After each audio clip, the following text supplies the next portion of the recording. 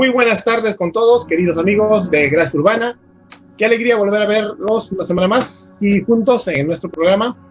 Y el día de hoy vamos a hablar de un tema que, valga la redundancia, es un tema relevante y es acerca de la irrelevancia, la relevancia de la iglesia. Y para eso tenemos un gran invitado, el pastor Carlos Mendoza del proyecto Eclesiastés de la ciudad de Lima, que nos va a estar visitando el día de hoy, y nos va a responder y nos va a alucinar con muchas cosas que vamos a conversar el día de hoy. Recordándoles, claro, que este programa sale gracias a Coral Dent, el Centro Dental, gracias también a Mujer Virtuosa, Recicla y Crea, y a la Medios Digitales.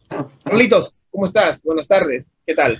Buenas tardes, amigo, qué gusto estar aquí, estoy bien, gracias a Dios, dentro de unos meses complicados, dentro de la pandemia y todo esto, pero gracias a Dios, Dios nos está guardando y aquí estamos, contentos. Amén, amén. El tema que vamos a tocar hoy día, la iglesia relevante o la relevancia de la iglesia, es un tema que, como habíamos charlado, ¿no?, previamente, está un poco manoseado, ¿no?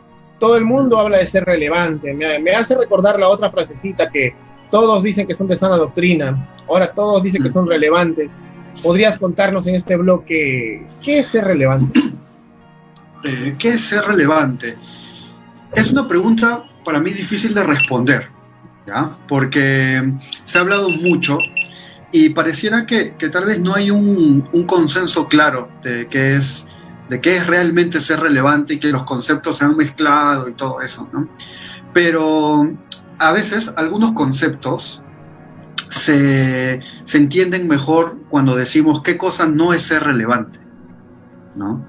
O sea, qué cosa no es, para entender lo que sí es, ¿no? Muchas veces, si nos vamos de frente al grano, cuando pensamos en una iglesia relevante, pensamos en lo atractiva que es, producto de sus visuales, producto de su organización, producto de lo bien trabajado que está, ¿no? Tal vez que es atractiva más por lo que se ve, ¿no? Pero yo creo que por ahí no va. Creo que una iglesia relevante es atractiva, ¿no? Pero ¿qué pasa? Creo que la relevancia de la iglesia tiene que ver mucho con las respuestas que da de acuerdo a lo que la Biblia dice, a las preguntas que existen, en preguntas y desafíos que existen en este contexto, ¿no? No es lo mismo ser relevante aquí en Lima que ser relevante en una comunidad al otro lado del mundo, en el Oriente Medio, donde la iglesia es perseguida, ¿no? Es mucho más que formas también el ser relevante, no es un cambio estético, ¿no?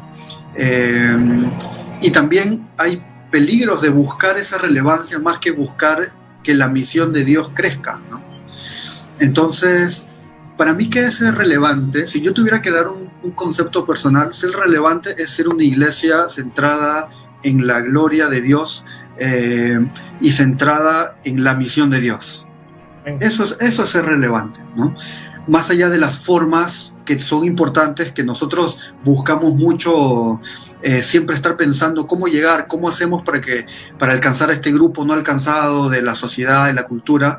Mucho más allá de eso es ese deseo de ver a la gente rendida a Cristo y usar los medios adecuados para llegar hacia las personas. ¿Qué piensas tú, amigo Carlitos? ¿Cómo ves la relevancia? Yo tenía un concepto de relevante, recuerdo, como el que es muy popular ahora también, ¿no? El concepto de la modernidad de la iglesia, el concepto de hacer unos cultos alucinantes, que no estaría mal, pero si nosotros confiamos en estas cosas nada más para ser relevantes en una comunidad como una cultura occidental en la cual vivimos, ciudades como Trujillo o Lima, estamos condenados a morir pronto. Así como los conservadores de las formas van a morir pronto, si no saben comunicar el mensaje, los otros también. En una conferencia en Lima yo dije esto, ¿no? Algo que había entendido, y era de que, por ejemplo, un ultraconservador de las formas quema el puente, quema la plataforma, y entonces a la poca gente que le queda la envuelve en reglas y la guarda. Pero el relevante superficial, llamémosle, también lo que hace es, al puente, en lugar de quemarlo, no lo cruza, lo mezcla con el Evangelio, combina, lo diluye el Evangelio en medio de ese puente y termina entonces atrayendo mucha gente, claro, pero es una especie de burbuja, nada más, que en cualquier momento, ¡pum! Porque la verdad es posible que no hayan nacido de nuevo. Y entonces, ¿cómo los mantienes ahí? Con más de esa falsa relevancia. Más y más y más, o sea, los mantienes nada más. Eso es lo que yo logré entender. Entonces luego comencé a estudiar un poco acerca de las misiones, ¿no? Y me acuerdo cómo William Carey veía la relevancia. Él decía, si los paganos, no, él le decía paganos simplemente a los que no son creyentes, si los paganos utilizan todos los medios de comunicación para llevar sus mercancías, dice, a los lugares más recónditos, ¿por qué nosotros no habremos de usar esos mismos puentes para ganar a estas personas para Cristo? Entonces, ahí fue cuando cambió todo mi concepto de relevancia a un concepto más de relevancia misionera, si le podríamos decir. Exacto. Sí, me gusta ese concepto, relevancia misionera. La iglesia existe para la misión, ¿no? Es la razón de ser de la iglesia. Entonces, que nuestro deseo de tener cierta relevancia, que sea centrado en ese deseo de ver a las personas rendidas a Jesús, ¿no? Y eso nos va a hacer ver todo diferente, definitivamente.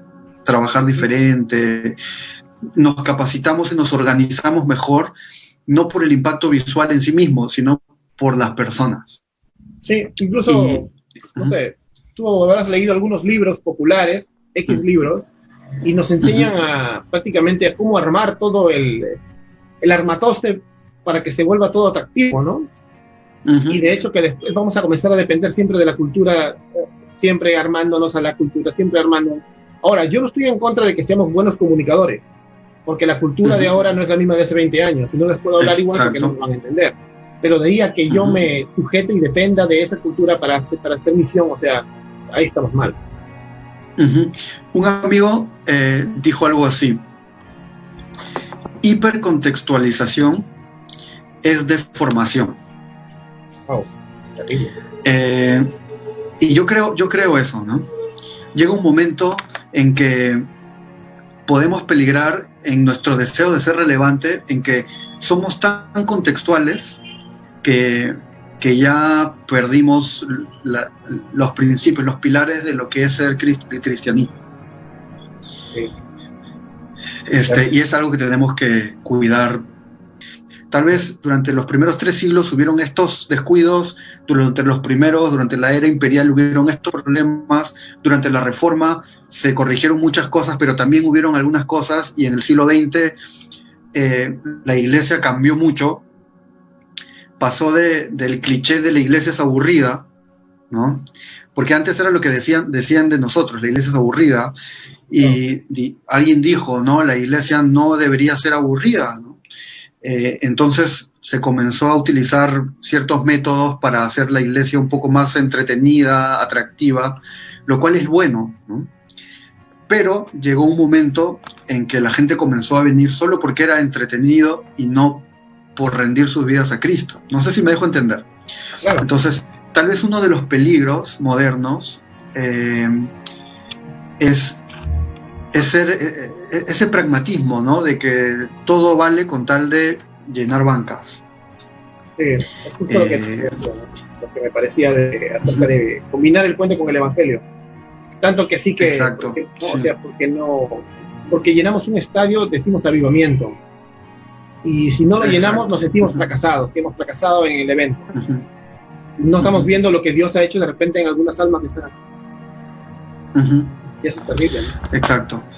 Ahora, no podemos ser relevantes sin conocer a nuestra sociedad, sin conocer sus necesidades, sus desafíos, ¿no? El Pacto de Lausana decía una frase que a mí me llama mucho: es nuestro deber estudiar a la sociedad en la cual vivimos para entender sus estructuras, sus valores y sus necesidades, para de esa manera desarrollar una estrategia eficaz para la misión.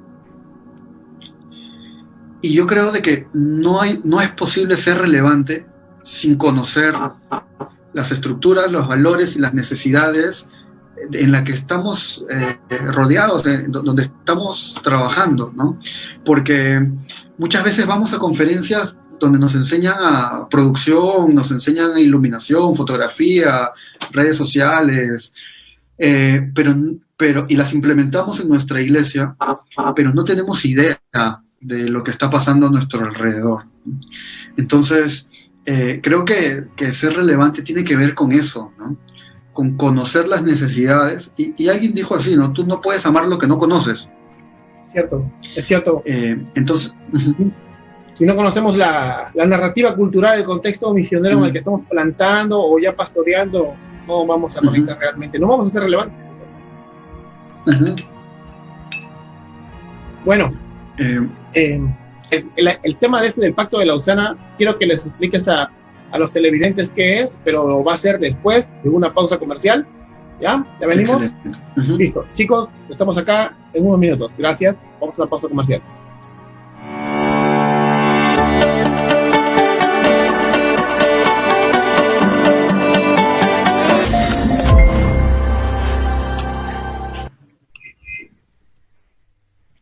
Bien, estamos acá de vuelta acerca de este tema, está muy interesante, acerca de qué es relevante, cómo una iglesia puede ser relevante. Y Carlito nos estaba hablando acerca de un evento que se realizó hace mucho tiempo que se llama el Pacto de Lausana.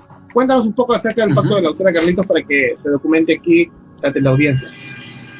Sí, el Pacto de Lausana, bueno, el movimiento de Lausana, yo creo que ha sido uno de los movimientos misioneros globales más, no sé, históricos de los últimos años, tal vez, que comenzó en el año 70 y algo, no recuerdo, 72, por ahí, que buscó juntarse, o sea, que buscó hacer un encuentro de todas las organizaciones misioneras mundiales que trabajan. ¿Para qué? Para conversar sobre y ponernos de acuerdo sobre la evangelización mundial. Entonces, hubo el Congreso de Lausana, en Lausana, y producto de ese evento se hizo algo que se conoce como el Pacto de Lausana, con una serie de compromisos donde las iglesias, ministerios, denominaciones, agencias misioneras se comprometían a cooperar, ¿no? En cosas como no duplicar esfuerzos, por ejemplo. En lugar de hacer dos proyectos haciendo lo mismo, mejor apoyemos un proyecto que ya funcione, ¿no? Darle prioridad a los no alcanzados. El pensar en la cultura como un lugar al que uno tiene que alcanzar, y también pensar en nuestras ciudades como campos misioneros también, a pesar de que hay iglesias. Luego de eso hubieron otras reuniones donde se firmó el Manifiesto de Manila en el año 89, luego en la Ciudad del Cabo, creo que en Costa Rica fue el último, donde las iglesias y las organizaciones misioneras se juntan y comienzan a ponerse de acuerdo, ¿no? En el rumbo que está tomando las misiones mundiales cristianas. Esto es un resumen, hay mucho más para hablar del movimiento Lausana en general, ¿no? Pero si yo tuviera que resumir así en 2 minutos, es más o menos eso. Y es ahí donde en el manifiesto, en el Pacto de Lausana, en una frase dice lo que mencioné hace un momento, ¿no? De que es nuestro deber estudiar la sociedad para entender sus valores, sus estructuras y sus necesidades, para de esa manera crear una estrategia adecuada para la misión. Eso es, ¿no? A mí me hace mucho sentido y me hace recordar a lo que pasó con Hudson Taylor, un gran misionero, ¿no? Americano que se fue a predicar a la China. Y él un misionero histórico, Hudson Taylor, pero él decía algo, él decía de que cómo me van a escuchar estos chinos de hace dos siglos atrás si yo voy vestido como americano, ¿no? Entonces él, ¿qué hizo? Se comenzó a vestir como se vestían los chinos, se dejó crecer los bigotes, la barba, como para de alguna manera tener que el público, que la gente que él quería alcanzar lo escuche con una mayor atención, ¿no? A él lo criticaron muchísimo, ¿no? Le dijeron, tú le quieres dar una ayudadita al poder de la Biblia, ¿no? Tú no necesitas convertirte en algo que no eres para alcanzar a las personas. La Biblia y Cristo es suficiente, le dijeron. Claro. Pero él fue el pionero de lo que se conoce hoy como las misiones transculturales.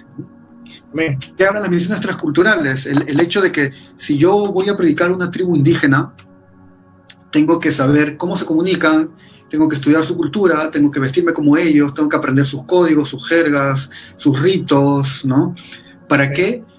Para poder comunicar el evangelio de una manera que sea relevante para su contexto, ¿no? Entonces, hoy eso es lo habitual. Pero ¿qué pasa? Cuando trabajamos en nuestras ciudades, no pensamos así, tradicionalmente, ¿no? Y es exactamente lo mismo lo que tenemos que hacer en nuestras ciudades, ¿no? Analizarlas, estudiarlas como un campo misionero no alcanzado por el Evangelio, para de esa manera nosotros utilizar sus códigos, su lenguaje, su estructura, para llegar con el Evangelio a las personas, ¿no? Creo que eso es relevancia, ¿no? Y muchas veces no es tener luces en un culto o tener un culto más pequeño para que sea menos aburrido, ¿no? Claro. No creo que eso sea que la prédica que antes era 45 minutos ahora sea 20. No necesariamente tenemos que llegar a eso, ¿no? Tal vez en algunos contextos sean necesarios, ¿no? Pero no quiere decir que siempre va a ser así. Yo he estado en iglesias, no sé, en Huancavelica, que las fiestas religiosas duran todo el día, ¿no? Y los cultos evangélicos de gente que nació de nuevo duran 4 horas, con un pastor predicando por más de 2 horas. Sí, acá en el Valle de Chicama me hicieron predicar 3 horas. Claro, y eso es relevante. No se aburría, la gente seguía así. Claro. Sí. Y sienten una falta de respeto si es que predicas 20 minutos. Esa es la oración, no más 20 minutos. Claro. Entonces, ¿qué es realmente ser relevante? Ser relevante es responder las necesidades de la cultura con el Evangelio, que el Evangelio realmente es la respuesta para todas las necesidades del ser humano. Amén. Eso es importante, ¿no? Por ejemplo, estaba leyendo algunos misioneros, o por ejemplo Alan Hirsch, no sé si lo has escuchado, que escribió el libro Caminos Olvidados, australiano, y otros misioneros, y creo que todos coinciden, al margen que tengan algunas posturas así, ser relevante es simplemente saber comunicar el mensaje, poder conectar con esa cultura y saber comunicar el mensaje, al margen de lo que hagas. Entonces, a veces nosotros, como te puedo contar, por ejemplo, una iglesia puede llenarse de luces, una iglesia puede hacer una gran inversión para hacer un estrado, pero más alucinante que el de la iglesia Betel, pero si no tienen respuestas para este mundo, para esta generación, donde las universidades nos están bombardeando con un montón de ateísmo, de filosofía, de comunismo, que los chicos se van a ir. Porque una cosa es que vaya, salte un ratito con la música, pero después a la hora de la verdad ellos necesitan respuestas. Como dice la palabra, que tengamos cautivos todos los pensamientos que se oponen a Cristo. Pero si el pastor o los hermanos, los apologetas o los evangelistas no están preparados para traer esas respuestas y mostrar que nuestra fe es más racional que cualquiera de esas ideas, entonces los jóvenes no van a quedarse en la iglesia. No fuimos relevantes por más luces que teníamos, ¿no? Y tú lo sabes, la iglesia urbana está llena de luces. Hasta acá tengo una luz ahorita. Pero eso no me hace relevante. Simplemente lo hago por comodidad. Entonces, ese es algo que creo que no tenemos que tener en el corazón, ¿no? Tenemos que tener en el corazón. Entonces, sí. Más o menos. Ahora, también la iglesia relevante se volvió en un modelo. Y la iglesia relevante no debería ser un modelo, ¿no? Históricamente hemos tenido modelos, el modelo de una cultura modernista, ¿no? Que es el modelo sensible al buscador, ¿no? El modelo emergente, que se volvió más moderno, ¿no? El modelo de la iglesia orgánica, el modelo tradicional, ¿no? El modelo histórico, son modelos de liturgia de iglesia, de organización de iglesias. Y la relevancia pareciera de que se volvió un modelo, ¿no? Claro. Una forma de hacerlo sin una reflexión por detrás. Es como la franquicia. Quiero ser Claro. relevante, entonces tengo que hacer esto, leo los libros, veo las organizaciones, los organigramas, lo aplico. Le cambio el color nomás. Y, Ya. exacto, pero yo creo que debería ser, no es eso la iglesia relevante, ¿no? Sino la iglesia relevante es lo que hay por detrás, qué es lo que hay en el corazón de la iglesia, es lo que la convierte en relevante.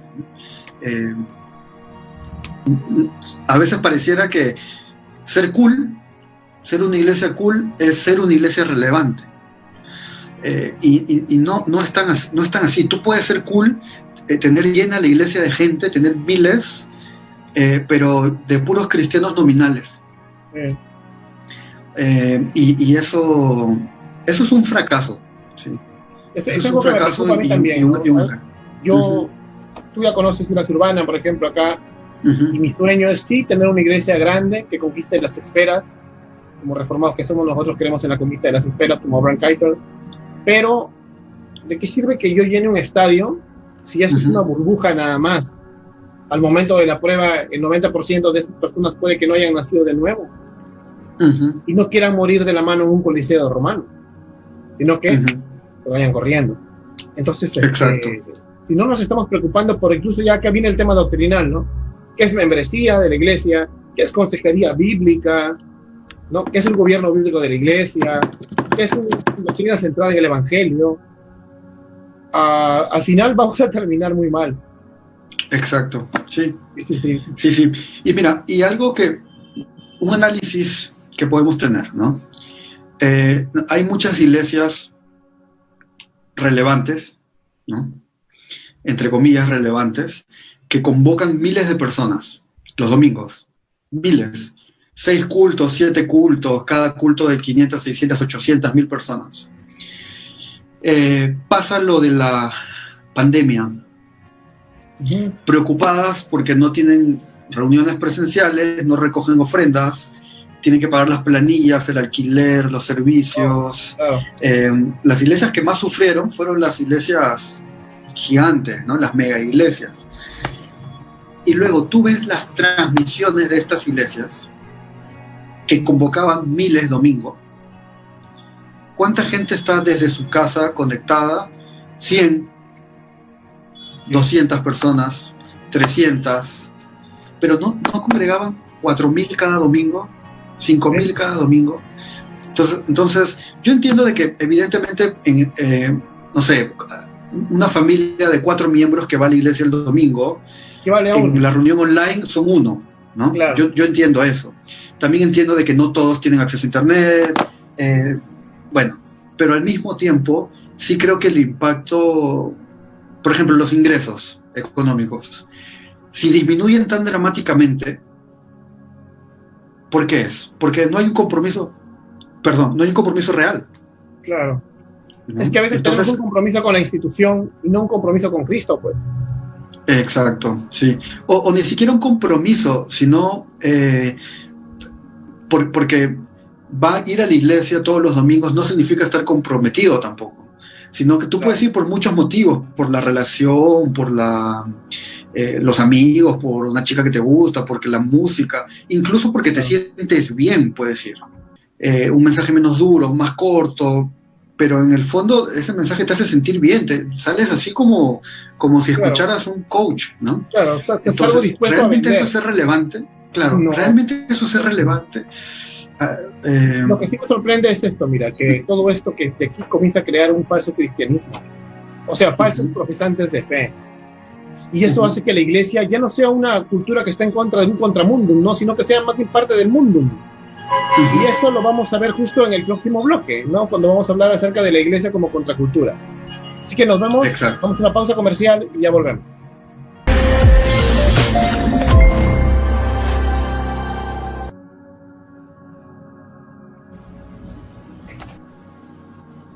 Bueno, estamos acá de nuevo y vamos a seguir hablando de este tema tan interesante que es como la iglesia relevante.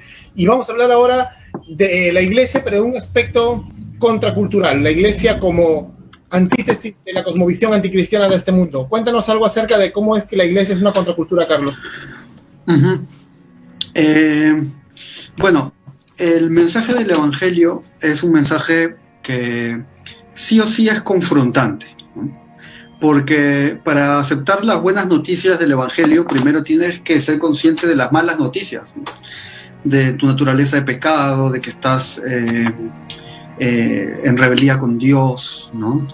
De que necesitas arrepentirte y de que toda tu vida está manchada por el pecado, ¿no? Entonces ese no es un mensaje bonito, pues. O sea, no es un mensaje que la gente le va a sacar una sonrisa, ¿no? No es un mensaje que te motiva, es un mensaje que de alguna manera te podría hacer sentir culpable, ¿no? A nadie le gusta que le digan, oye, tú estás haciendo esto mal. Entonces, y muchas veces no solamente es la gente que está haciendo las cosas mal, sino la sociedad está haciendo las cosas mal. La cultura está haciendo las cosas a espaldas de Dios, y nosotros, nuestra responsabilidad es proclamar lo que es la verdad de Dios. Y ese mensaje no va a ser muchas veces bien recibido. Ahora, por querer ser relevantes, un peligro que tenemos es, dejemos de hablar de estas cosas, dejemos de hablar de la ira de Dios, dejemos de hablar del arrepentimiento, hablemos menos del cambio de vida y hablemos más de amor, hablemos más de misericordia, de gracia, de nuevas oportunidades, y terminamos presentando una versión de Dios mutilada. Cierto. Y ese es un gran peligro, ¿no? Porque realmente vivimos en una sociedad más sensible que otras, tal vez. En otras épocas la gente tenía más aguante, hoy todo ofende. Pero alguien dijo así, ¿no? Si la palabra de Dios ofende, deja que ofenda, ¿no? O sea, la gente está ofendiendo a Dios todos los días. Pero eso tampoco es licencia para que los cristianos ofendamos a la gente, utilizamos esta necesidad de proclamar el Evangelio y de hablar del arrepentimiento como para nosotros ponernos en un pedestal de una moralidad superior, ¿no? Porque a veces también vamos al otro lado de que al querer hablar de santidad queremos ponernos de ejemplo nosotros como si nosotros fuéramos los superhumanos, infalibles, etcétera, etcétera. Entonces el mensaje del Evangelio va a ser una contracultura muchas veces. Tenemos que presentarlo transculturalmente, pero el mensaje es completamente contracultural porque contradice el pensamiento de la cultura dominante. Entonces, si tú al querer ser relevante, influyente, acercarte a la cultura, negocias esos principios, ahí ya estamos entrando en un territorio peligroso. Claro. El mensaje va a chocar, o sea, no hay cómo huir de eso. Si el mensaje no choca, no es el Evangelio, porque el Evangelio es un mensaje fuerte, ¿no? Sí, y es ofensivo para el que no cree, pero para el que cree, exacto. el poder de Dios. Muchos claro. Ahora, eso, ¿no? Que creen, disculpa que te cortaba, quería contarte algo, ¿no? Por ejemplo, yo he visto acá, por ejemplo, en mi ciudad, seguro en Lima pasa igual, hay muchos cristianos que creen que sus iglesias o ellos son contraculturales, porque más bien han adoptado una cultura y la han convertido como un estándar, ¿no? Que te dirían, disculpe, Pastor Carlos, córteseme el pelo, ¿no? Así. Vístate así, come esto, no comas esto, ponte esta ropa, no te la pongas, arráncate esto de acá, no te lo pongas, no te maquilles a las señoritas. Y creen que con esto son contracultura y dicen, nosotros somos contra el mundo. Y yo veo que al final de todo, mucho del énfasis en el Nuevo Testamento de ser parte del mundo es confiar también en las obras de la carne para salvarte o para mantenerte. Y parece más bien que están equivocándose y no están siendo contra el mundo. ¿Tú qué crees? Pienso que hay un peligro grande que es el moralismo, de que a veces confundimos un evangelio bíblico con un evangelio centrado en la moral y en la ética externa, y eso es un problema. Creo que hay un libro que habla bastante frontal sobre eso. Un poquito, un libro.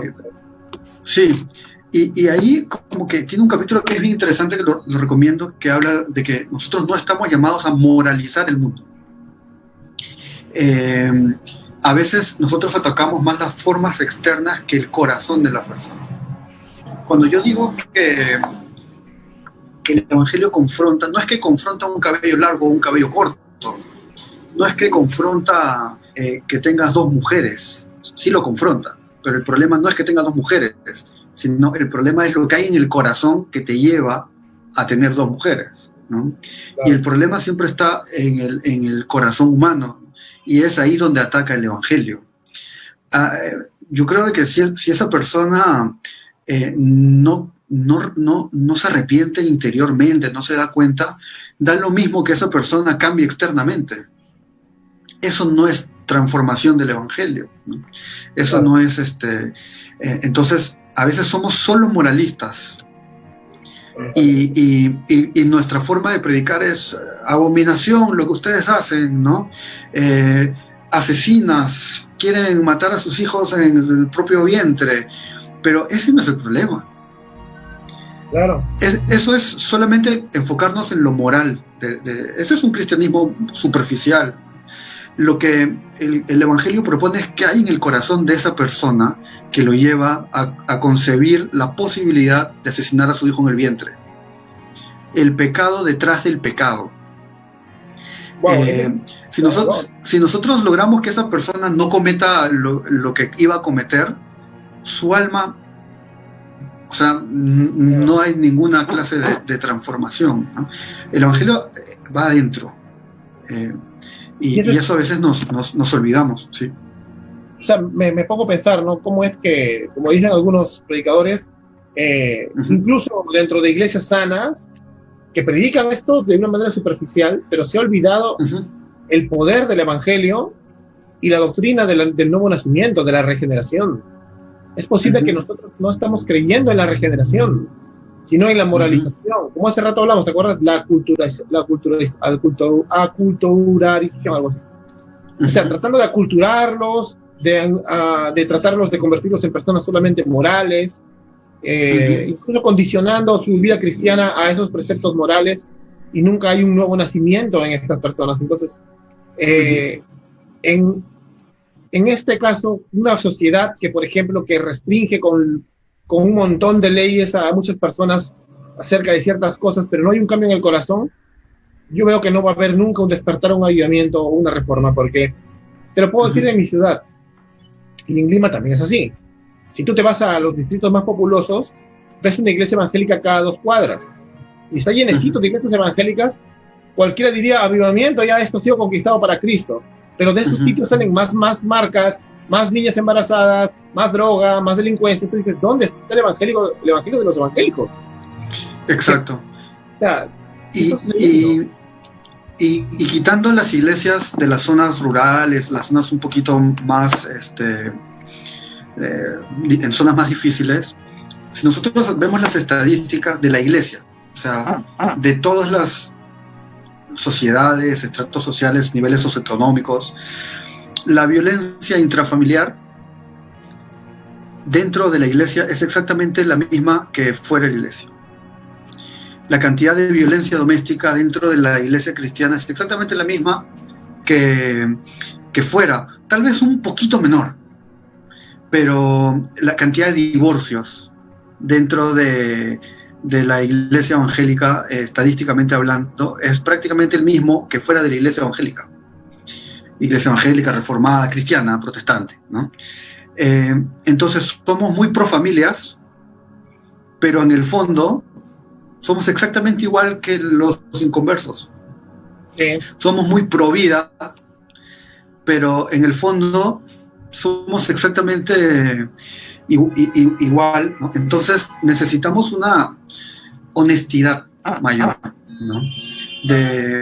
Si queremos transformar la sociedad, comencemos con transformarnos a nosotros mismos, ¿no? Yo veo cosas así, que a veces la iglesia nos organizamos para moralizar la sociedad en temas que no nos hemos moralizado primero a nosotros mismos. Sí, cierto. Sí, mira la cantidad de plata que se mueve en estos movimientos, no voy a decir nombres, movimientos donde la iglesia se junta y marcha. Imagínate que toda esa cantidad de recursos se mueva hacia adentro para que las familias de adentro de la iglesia realmente no se divorcien, ¿sí? No hayan embarazos no deseados, no haya violencia intrafamiliar, claro, etcétera, etcétera, ¿no? Si todo ese recurso se movilizara hacia adentro, yo creo que sería más transformacional para la sociedad, porque nos mirarían... Si no se politizara tanto. También, ¿no? Sí, hay una agenda por detrás, ¿no? A veces se acusa a los movimientos LGTBI, a las feministas radicales, a los movimientos de izquierda así muy radicales, se les acusa de tener una agenda por detrás. Sí. Y tal vez la tengan, no sé. A veces hay todo el rollo este de la ventana de Overton, ¿no? Sí. Pero los evangélicos tienen una agenda también política, oscura. Entonces... Y le quita credibilidad. Eso es irrelevante, o sea, porque los políticos se vienen a ser voceros de nuestras causas. O sea, yo recuerdo que hubo una marcha movida por evangélicos donde uno de los voceros era el general Donaire, pues, condenado por corrupción. No te pases. Donde el vocero era Philip Butters, pues. O sea, incluso donde salió un video donde había una congresista en aquel entonces del partido del Tupper, digámosle, y la congresista estaba animando a los pastores a que salgan a hacer bulla, y ella estaba con ellos. O sea, digamos que todos estos pastores se vendieron a los intereses políticos de este partido, ¿no? Entonces, bueno, ese sería otro día que hablamos de política, pero la verdad me pareció una corrupción total, ¿no? Y por eso yo casi ya no participé. Y a veces uno piensa que eso es relevante porque el gobierno nos está escuchando. Sí. Hicimos que el Ministerio de Educación retroceda, somos relevantes. Para nada, no ganamos a nadie para Cristo. Una gran población que está muerta en sus delitos y pecados, pero como tiene pecados particulares, nos ve ahora como enemigos, o sea, hemos retrocedido. Exacto. O sea, yo me he dado cuenta que podemos ser relevantes, pero no somos misionales. Y eso lo vamos a ver en el próximo bloque. ¿Amén? Entonces, nos esperamos aquí, no se vayan a mover. En el próximo bloque vamos a hablar acerca de ser relevantes o ser misionales.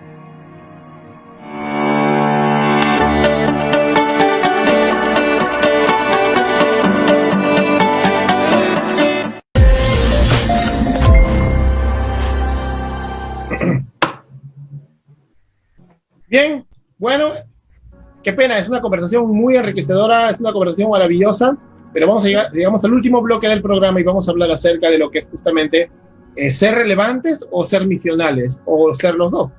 ¿Qué dices, Carlitos? Bueno, como decía en los bloques anteriores, a veces se ha confundido la relevancia con solamente lo estético, ¿no? Solamente la coraza de la iglesia, hacer atractiva la iglesia. Pero hemos hablado, y tú diste una frase muy buena, de que ser relevante es saber comunicar el evangelio. Y creo que ese es el centro de lo que debería ser una iglesia relevante, una iglesia misional, ¿no? Una iglesia que realmente está preocupada porque las personas se rindan en adoración a Dios. Creo que muchas veces ese ha sido era como que queríamos que la gente venga a la iglesia por un tema más de llenar el local o de que mi ministerio se vea más exitoso porque crezco numéricamente solamente, ¿no? Porque hablábamos antes de comenzar el programa de que el crecimiento no siempre es salud. Un niño crece y tiene que crecer de manera natural, ¿no? Si crece muy rápido, es gigantismo y es una enfermedad, ¿no? Trae consigo otras enfermedades. Una persona obesa es una persona no saludable. Entonces, tú puedes hacer crecer cualquier organización sin Cristo y la Biblia. Tú puedes hacer crecer cualquier movimiento sin Cristo y la Biblia, pero eso no es realmente el llamado cristiano, ¿no?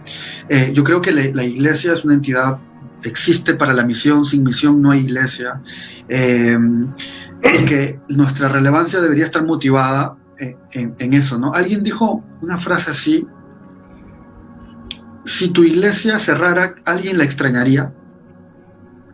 O sea, más allá de los miembros, ¿no? Claro. Los miembros pueden ir a otra iglesia y siguen siendo iglesias, ¿no? Pero los vecinos, ¿no? O sea, a veces, no sé, pues los vecinos serían los primeros en celebrar, ¿no? Porque que la iglesia cerró, porque toda la bulla que le hacen, ¿no? Los domingos en la mañana. Pero realmente, si tu iglesia cerrara, la comunidad diría: qué pena que esta iglesia cerró. Creo que esa es una buena pregunta de autoanálisis para pensar, ¿no? Si realmente estamos siendo relevantes en nuestros contextos. A veces la gente no se va a convertir, pero yo sí quisiera que mi iglesia, la gente diga: estas personas realmente se nota que trabajan para Dios. Se nota que hacen las cosas con pasión, con honestidad, con amor, con respeto.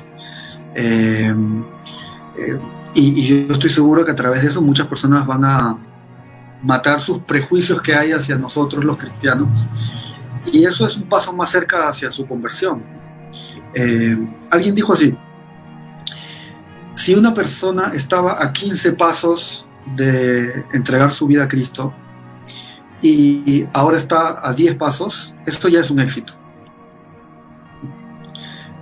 Tal vez esa persona no llegue a Cristo en tu iglesia, pero llegará otra persona y de 10 estará a 5, ¿no? Entonces, creo que esas mediciones de relevancia tal vez deberíamos hacernos, ¿no? ¿Cómo estamos acercando a la gente a Dios? Hay una historia que tal vez la conozcas, que es popular, de la canción, creo que fue Chris Tomlin o Matt Redman, uno de los dos. The Heart of Worship, el corazón de la adoración. A ver, cuéntame. Si no me equivoco, la historia era algo así como que la gente venía mucho a la iglesia, a esa iglesia, porque dirigía la alabanza a este cantante, ¿no? Pero llegó un momento en que él, por X motivo, dejó de dirigir la alabanza y la gente dejó de ir, porque ya no estaba el cantante famoso dirigiendo la alabanza, ¿no? Y él compuso una canción que se llama El corazón de la adoración, ¿no? Es una canción conocida, ¿no? Cuando la música se acaba, ¿no? Cuando las luces se apagan, estoy parafraseando la letra, ¿no? Claro. Todo desaparece y solo estamos tú y yo, ¿no? Deseando ofrecer algo valioso para alegrar tu corazón. Te voy a dar más que una canción, porque no quieres solo una canción, ¿no? Estoy volviendo a la esencia, al corazón de la adoración, ¿no? Que, refiriéndose a que si se apagan las luces de tu iglesia, si se apaga su escenario, sus transmisiones, todo lo atractivamente estético, ¿tú podrías decir que eres relevante? Esa es la pregunta, ¿no? Tu relevancia depende de las luces, de tus videos editados, de lo bien que tocan las canciones, de lo atractivo que es en tema emocional la experiencia, o realmente es las vidas que han sido transformadas y que tienen un compromiso con Dios en tu comunidad local, y que ese compromiso no tiene que ver con que haya música bacán o no la haya. Creo que a ese nivel de relevancia, ¿no? Me acuerdo que hace algún tiempo, yo trabajo mucho con artistas, ¿no? Con el tema del arte y eso. Hace algunos años decíamos, ¿no? Ganemos artistas como haciendo arte. Pero hoy la reflexión ha cambiado, ha dado una vuelta, porque la verdad es que el artista ya está hasta aburrido del arte, ¿no? Y fuera de la iglesia hay muchas cosas más bacanes que esas, ¿no? Pero estas personas que necesitan una relación genuina con Dios, o sea, conocer a alguien que realmente tiene una vida transformada con Dios. A veces hace 10, 15 años utilizar el arte atraía personas, hoy probablemente las aleje. No sé si me dejo entender la idea, no quiero como que confundir la idea. Yo uso el arte y todo bien, pero lo que voy es que no es el arte, sino es lo que hay detrás. Claro. Tranquilamente una iglesia, tú puedes no hacer ninguna actividad, pero si tus cristianos son genuinos, van a traer gente a los pies de Dios. Sí, incluso, mira, te digo una cosa, lo que vale en las misiones es la intencionalidad, porque incluso, mira, como tú dijiste, una organización sin Cristo y sin Dios, hasta te puede disfrazar de religión. Te voy a poner un nombre, acá, saludo para mis amigos, los Testigos de Jehová. Los Testigos de Jehová no hacen conciertos, todos usan faldota, no hacen ni siquiera nada, son lo más aburrido que podría haber para un millennial y un centennial, y están en crecimiento constante. Y no me vengas que solamente van viejitas, no, hay jóvenes también ahí metidos. Entonces tú dices, ¿qué pasó? Llegan a familias enteras. ¿Por qué? Porque son intencionales en la expresión de su mensaje. Este es un programa cristiano ortodoxo trinitario, por si acaso, estamos de acuerdo que es una secta, pero vamos viéndolo como organización, porque ellos tienen más pasión por su mentira que nosotros por nuestra verdad, ¿no? Ahora, y también está dentro de las iglesias evangélicas, ¿cuáles son la iglesia que más crece? El Movimiento Misionero Mundial, sí. Que nosotros diríamos tal vez no encaja dentro del contexto moderno de iglesia relevante. Claro que no. Pero la gente cambia, la gente se rinde a Dios y yo no estoy seguro si yo le diría al Movimiento Misionero Mundial cambien, ¿no? Sí. Cambien sus estrategias. Claro, porque en realidad y eso es algo que hay que reconocer que Dios usa mucho al Movimiento Misionero Mundial, claro, y a muchas iglesias pentecostales, ¿no? Sí, y a lo que iba era que yo ya dejé de hablar, antes hablaba mucho de eso, pero yo ya dejé de hablar de que las iglesias deben de cambiar. Yo no creo que la iglesia que ya está fundada, plantada, tengamos que hacer algo para cambiarla. Lo que yo creo es que necesitamos nuevas iglesias, con nuevos líderes, nuevos pastores, ¿no? Hablábamos antes del programa, ¿no? Y yo conozco el caso de muchas iglesias de que cambiaron y se volvieron relevantes. La iglesia de mis padres era una iglesia linda, no era una iglesia ultraconservadora, una iglesia moderna y todo, pero donde podía convivir tranquilamente jóvenes y adultos, pero quisieron volverse relevantes. ¿Qué hicieron? Apagar las luces, pintar las paredes de negro.